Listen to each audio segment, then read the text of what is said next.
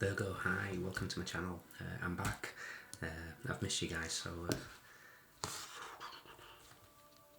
Virgo, hi, welcome to my channel. I'm back. I've missed you guys.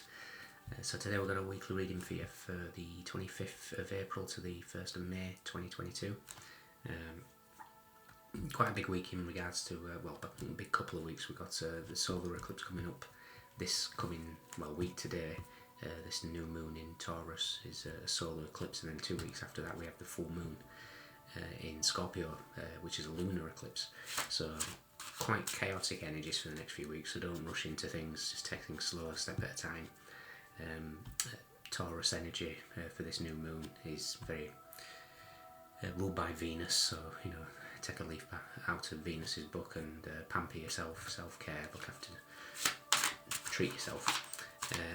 You may find changes in the second house where it rules, which is material values, the money you earn, possessions, that type of thing. But this energy can last a considerable amount of time, 6 to 18 months. So you probably just notice little changes at first, but they can lead to bigger and better things, hopefully, for you as well. We're going to do similar to what we used to do before. We're going to take an energy, something you're aware of, something you're not aware of, recent, past, immediate future, or stroke advice and potential outcome. And we'll see what comes up. At the end there will be an opportunity to go for an extended reading, and we'll do a 9-card spread with oracles based on whatever comes up in this.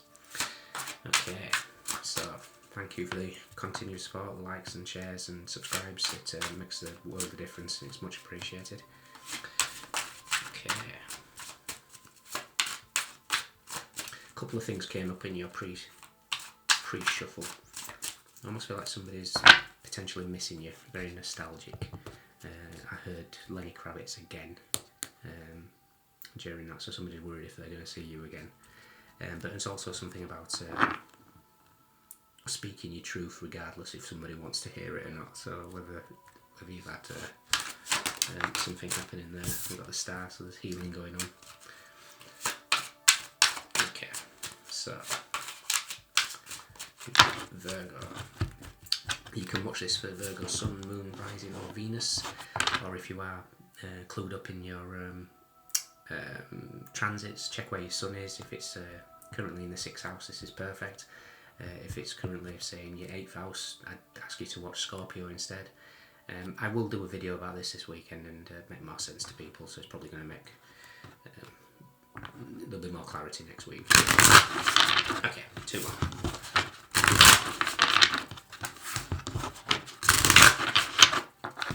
Virgo, what's going on? We have the 5 of Pentacles. Okay. It's kind of an element of feeling left out in the cold, but I almost think this is... I suppose it's a form of breadcrumbing. Let's have a look.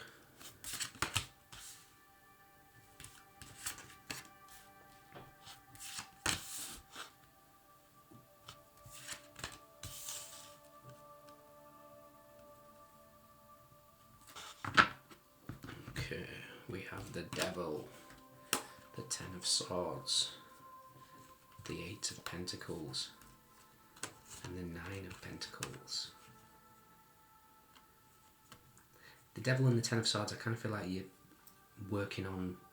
really working hard on yourself here, either giving up addictions of some kind, and addictions can come in all forms. Drink, drugs, overworking, focusing too much on material, too much on social media. Anything that's in excess can be an addiction. But you're really working hard on yourself on here. You could have your Venus in Virgo. 9 of Pentacles is a Venus in Virgo. So confirmation for somebody there. But you've really worked hard on yourself. For some of you,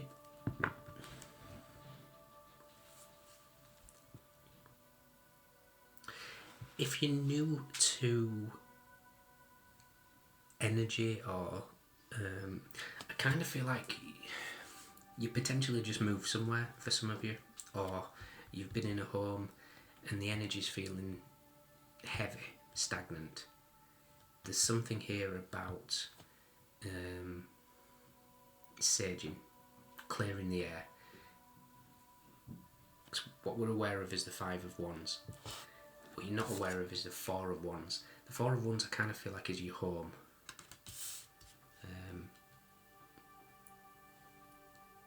It could indicate balancing your divine masculine and feminine energies, because in the recent past we do have the Emperor. I'm not going to dive into twin flames. There's all sorts of information out there,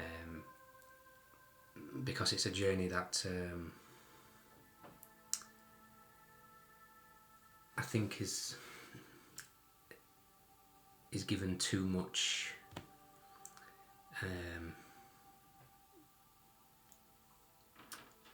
rose-coloured spectacles. I mean, look, as far as I'm aware, I'm certainly not, but from what I've gathered from discussing with people who certainly are, it's not an easy thing, and I kind of feel like we need to step away from that. So if you are interested, do look it up, but just know that it's not all, fun and games.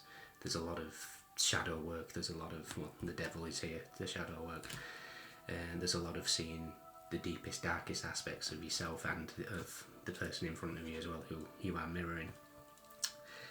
So, that aside, I kind of feel like this is something to do with your home. There is stagnant energy there, because your immediate future and advice is the Ten of Wands, and I feel like there's just a heaviness in the home. With that Five of Pentacles here, this is negative energy. It could be who you're living with, especially if you're living with several people with the Five of Wands.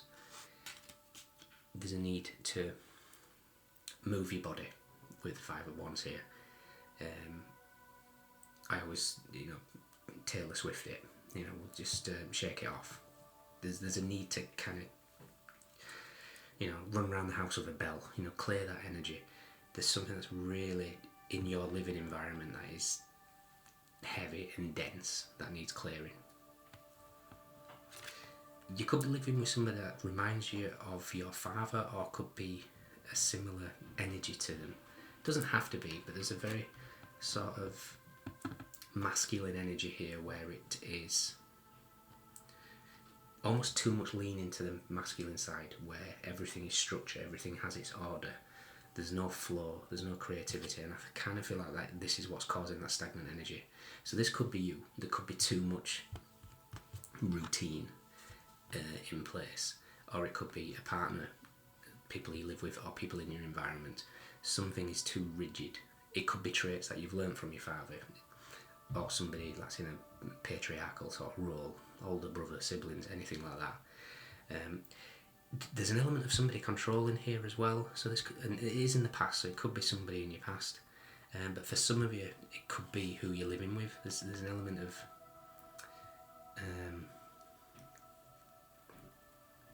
I'm almost getting like losing touch with your passions. And I think with the Five of Wands here would suggest that you are playful. You want to be energetic and get out there. But at the moment there is this sort of stagnancy that's keeping you stuck. Because your outcome is the Eight of Swords. And I kind of feel like this is something that you just do not see. So whether it's a trait of your own,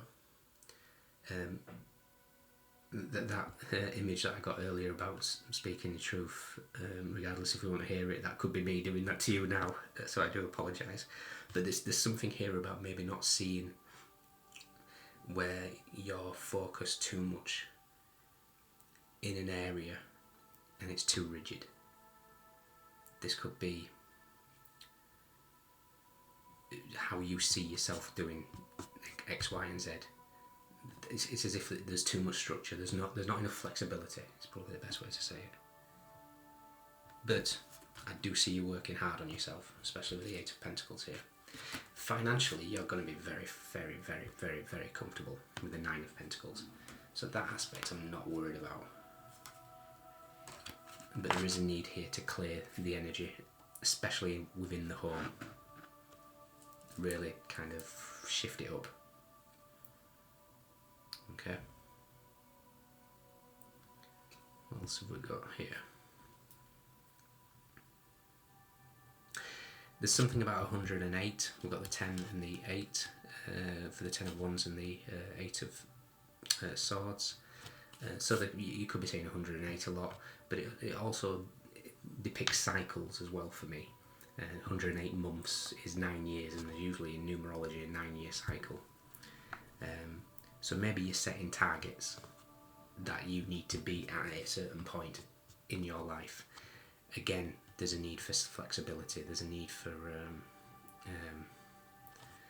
round edges.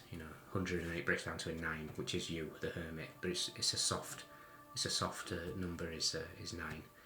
It's culminations as well. And with 9s, you need to kind of not, especially if you're in a 9 personal year, it's easy to work out your personal year. You just take your date of birth. So for me, for example, 30th of the 12th is 3 plus 0 plus 1 plus 2 equals 6.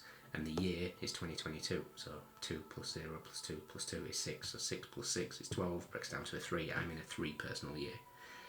If you are to be in a 9 year, do not start anything new in a 9 year, because whatever you start in year 9 does not go with you in year 1. 9s are all about endings, and I almost feel like there's going to be some sort of big cycle completing here. So whichever year that you've worked yourself out in, don't, if you're towards the lower end, plan as much as you want, but don't be rigid. Let flexibility come in, because there's a clear message here that there needs to be more flexibility in your life, and get out more. I'm getting the Taylor Swift Shake It Off, but then I'm also getting like the Queen of Wands, Lizzo, feeling good as hell. So you need to be dancing around your house singing. Okay. All right, Virgo. In the extended, we're going to jump into this Emperor energy. I want to see what's going on here, because it could be an energy that's actually bringing you down, especially if it's somebody you're thinking about in your past, which is keeping you stuck. And don't get caught up in genders. We all have masculine and feminine energies within us, but it's something that needs to be addressed. I feel. You could be dealing with an Aries, a Capricorn. You could have your Venus in Virgo, strong Capricorn. We've got the World here. But we've got Pentacles, we've got Wands, we've got Swords. Have we got any Cups? No Cups. So there's a lack of emotion in whatever's going on here. So again, emotion is water, it's fluid, it's flexible. There's not enough flexibility here. Okay, so if you can join me in the extended, fantastic. If not, Virgo, look after yourselves. You can do this, just don't be too rigid, okay? Alright, look after yourselves. Bye.